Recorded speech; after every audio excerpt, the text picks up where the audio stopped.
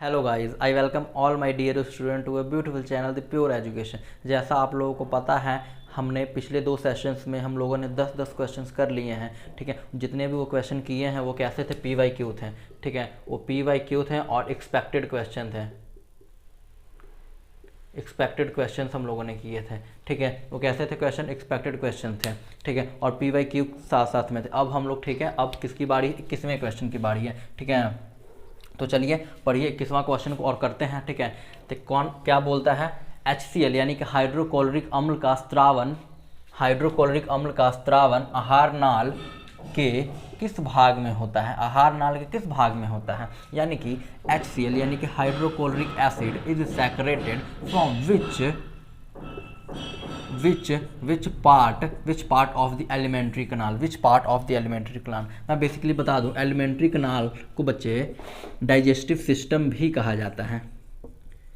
Digestive system यानी कि जो हिंदी वाले बच्चे हैं उनको क्या कहेंगे, पाचन तंत्र भी कहा जाता है। ठीक है, तो आप लोगों को बेसिकली बताना है HCl कहाँ पर बनता है। ठीक है, डाइजेस्टिव सिस्टम के कौन से अंग में बनता है। तो ऑप्शन ए है मुख गुहा यानी माउथ कैविटी, यहाँ पर नहीं बनता है, फेरनेक्स में भी नहीं बनता है, और ये ग्रासिका में भी नहीं बनता है।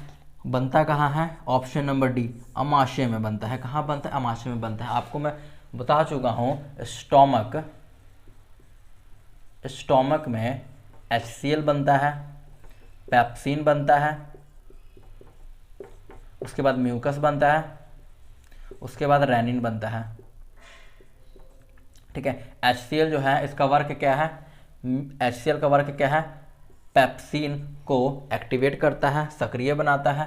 पेप्सिन का वर्क क्या है, प्रोटीन पचाता है। प्रोटीन का क्या करता है, पाचन करता है, प्रोटीन का पाचन करता है। म्यूकस का क्या वर्क है, HCl को स्टोमक के वॉल जो होता है उनको बचाता है। HCl जो स्टोमक का वॉल होता है, जो दीवारें होती हैं, ठीक है, उनको HCl से प्रोटेक्ट करता है म्यूकस। ठीक है, और रेनिन का क्या वर्क है, रेनिन बच्चा ये दूध का पाचन करता है, मिल्क का पाचन करता है, यानी मिल्क को डाइजेस्ट करता है। ठीक है, इतना हो गया होगा। माउथ कैविटी हमारे मुख गुहा को कहा जाता है। ठीक है, फेरनेक्स जो होता है बच्चा यहाँ पर लगा होता है। ठीक है, फेरनेक्स जो है ना यहाँ पर है। ठीक है, इसके बाद क्या हो जाता है, ये तो फेरनेक्स हुआ, इसके बाद ये फूड पाइप, ये हमारा हो गया वाइंड पाइप।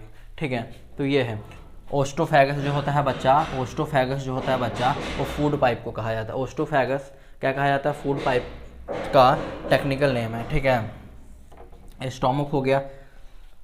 अब देखते हैं 22वां क्वेश्चन। देखिए अब क्या है, एक वयस्क व्यक्ति का दंत सूत्र होता है, वयस्क व्यक्ति का दंत सूत्र, the dental formula of an adult person क्या होता है। ऑप्शन ए है, ये है 2102/2102, या 2123, ऑप्शन बी है, या ऑप्शन सी है 2023/2023, या 1023/1023। तो आप लोगों को मैं बताना चाहूँ, इसका जो राइट आंसर होगा बच्चा वो ऑप्शन नंबर बी होगा। आप लोगों को मैंने बताया है 2123 होता है।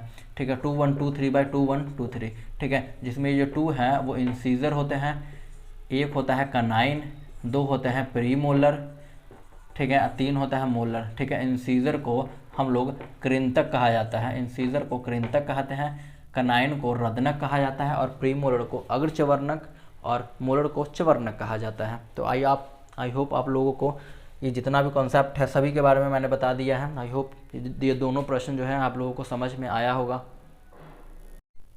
चलिए दोस्तों, फिर आगे देखते हैं। जो 23 नंबर प्रश्न है वो क्या कहता है, भोजन का सर्वाधिक पाचन व अवशोषण कहाँ होता है। ठीक है, यानी कि where does maximum digestion and absorption of food take place. ठीक है, जो भोजन का सर्वाधिक पाचन व अवशोषण कहाँ होता है। ऑप्शन नंबर ए है मुख, क्या ये मुख में होता है यानी माउथ में होता है। ऑप्शन बी है स्टोमक, क्या ये अमाशय में होता है।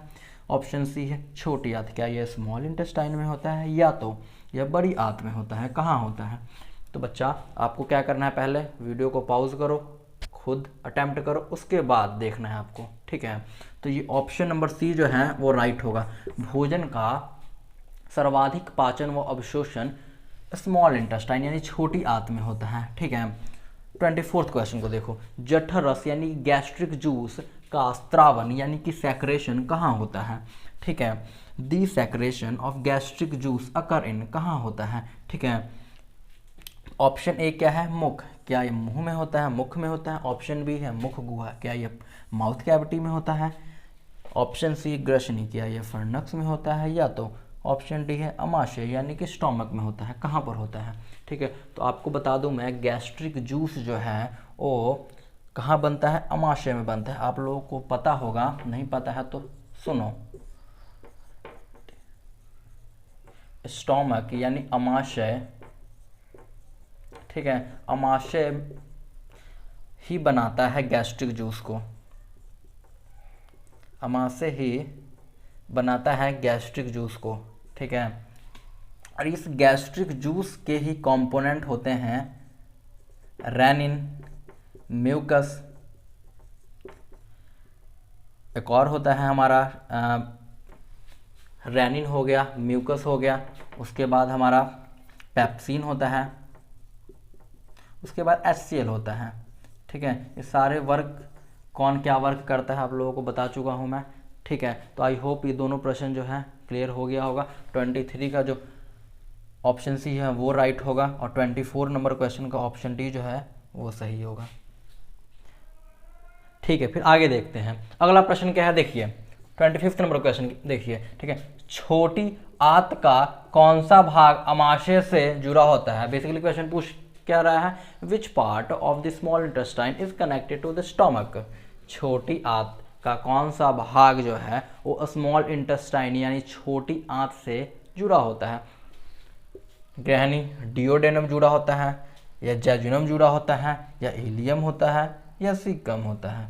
तो जो ऑप्शन जो होगा, राइट ऑप्शन होगा डिओडेनम।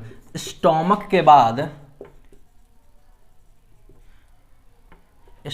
के बाद भोजन स्मॉल इंटेस्टाइन में पहुंचता है। कहाँ पहुंचता है, स्मॉल इंटेस्टाइन, स्मॉल इंटेस्टाइन के डिओडेनम भाग में पहुंचता है, ठीक है। तो ऑप्शन क्या होगा 25 का, ऑप्शन ए राइट होगा, ठीक है। 26वां क्वेश्चन देखिए, पित्त रस का संग्रहण या संचित कहाँ होता है।